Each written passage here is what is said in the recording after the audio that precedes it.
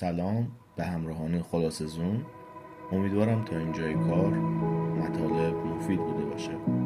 امروز در خدمتون هستیم با کتاب توهم دانش از استیو اسلومن. بریم که داشته باشیم. تصور کنید پشت فرمان ماشین نشسته اید و با اطمینان کامل رانندگی میکنید. اما اگر از شما بپرسن دقیقاً چگونه این ماشین کار میکند، چه پاسخی دارید؟ احتمالاً مثل بیشتر مردم فقط کلیاتی میدانید.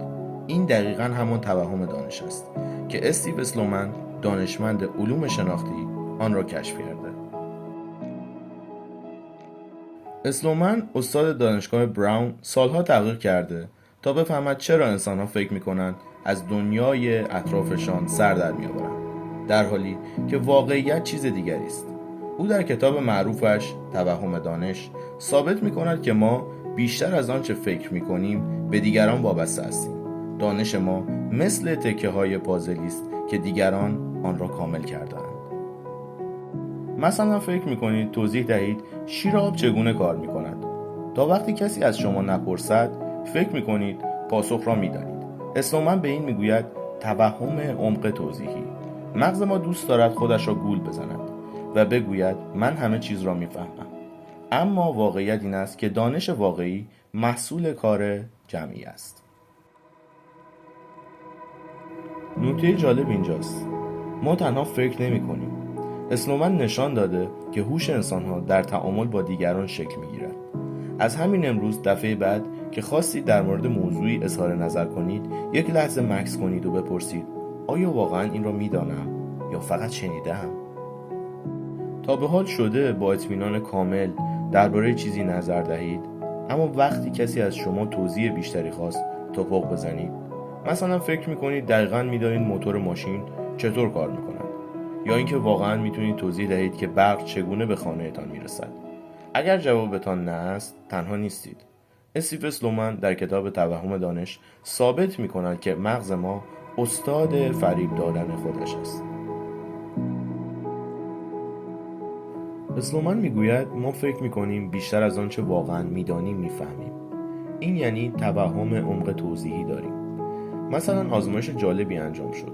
از مردم پرسیدند آیا می توانید نحوه کار یک دوچرخه را توضیح دهید؟ اول همه با اطمینان گفتند البته، اما وقتی خواستند جزئیات را بگویند ماجرا جالب شد. چرا این اتفاق می افتد؟ چون دانش ما تکه تکه است. ما فکر می کنیم همه چیز را می دانیم، اما در واقع فقط سرنخ‌ها را به خاطر می سپاریم. بقیه را مغز ما با داستان سرایی پر می کند. نکته شگفت‌انگیز کتاب اینجاست. دانش ما جمعی است. یعنی ما مثل زنبورهای یک کندو هستیم که هر کدام فقط بخشی از اطلاعات را داریم. مثلا شما ممکن است ندانید گوشی موبایل چطور ساخته می شود، اما هزاران نفر در سراسر جهان این دانش را دارند. اسلومن این را هوش توزیع شده می نامد. پس دفعه بعد که خواستید به کسی برچسب بیسواد بزنید، یادتان باشد هیچ کس به تنهایی چیزی نمی داند. دانش واقعی وقتی زنده میماند که با دیگران به اشتراک بگذاریم. حالا این توهم را میشناسید. میتوانید هوشمندتر فکر کنید. دفعه بعد که کسی ادعا کرد همه چیز را میداند، از او بپرسید خب دقیقاً چطور؟ و تماشا کنید که چه اتفاقی میافتد. اما راهکار چیه؟ هرگاه فکر کردید موضوعی را میدانید، سعی کنید آن را به زبان ساده برای یک کودک توضیح دهید. اگر نتوانستید یعنی فقط توهم دانش دارید. اسلومن این را آزمایش توضیح مینامد. تحقیقات اسلومن نشان می‌دهد افراد باهوش بیشتر میگویند نمیدانند. این نشانه بلوغ فکری است، نه ضعف. تمرین کنید روزانه 3 بار بگویید در این مورد اطلاعات کافی ندارم. یک صفحه کاغذ بردارید و 3 ستون بکشید. در ستون اول چیزهایی که واقعاً میدانید، در ستون دوم چیزهایی که فقط کلیاتش را میدانید و در ستون سوم چیزهایی که فکر میکنید میدانید. اسلومن میگوید این نقشه شما را شگفت زده خواهد کرد. هرگاه نظر قویی داشتید، عمدن به دنبال نظرات مخالف بگردید.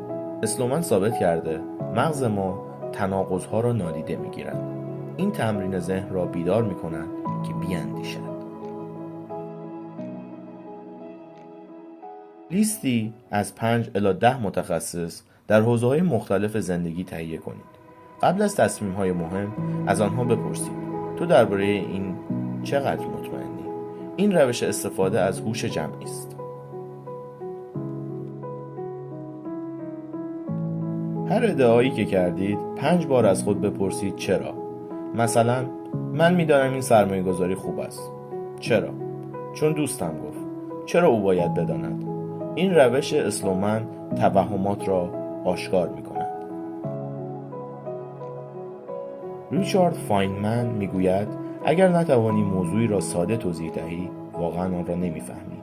اسلومن این را تایید میکند. هر مفهوم پیچیده‌ای را روی کاغذ توضیح دهید. هر جا گیر کردید همان نقطه ضعف دانش شماست. قبل از هر اظهار نظر مهم 2 دقیقه تایمر بگذارید و بپرسید 1. منبع این اطلاعات کجاست؟ 2.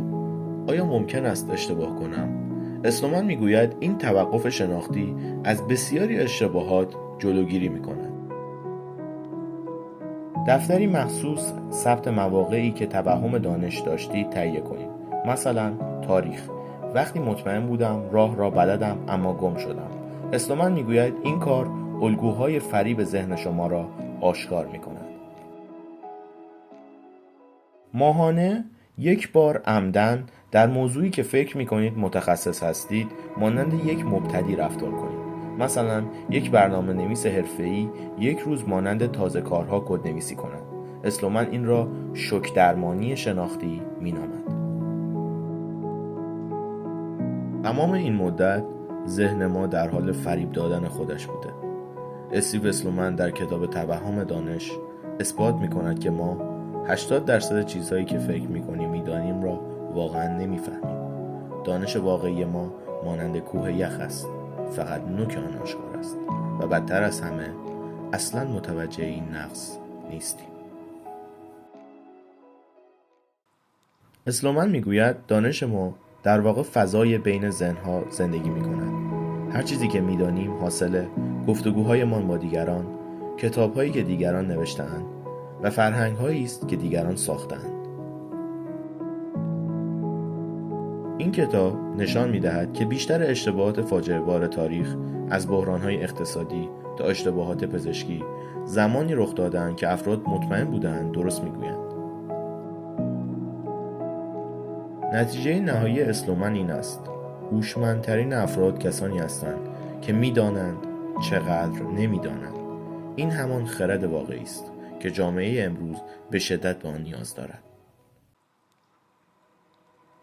تصور کنید دنیایی که در آن به جای جنگ بر سر عقاید بگوییم به من یاد بده، به جای تظاهر به دانستن بپرسیم چطور کار می‌کند و به جای قطعیت فضایی برای شک سالم وجود داشته باشد.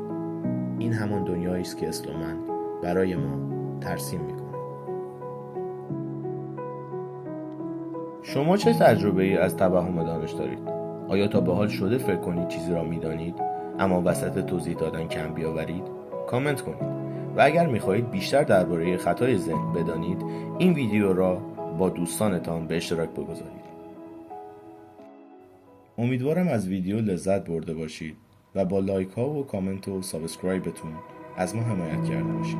همچنین میتونید در بخش کامنت ها کتاب بعدی رو پیشنهاد بدید. به امید دیدار.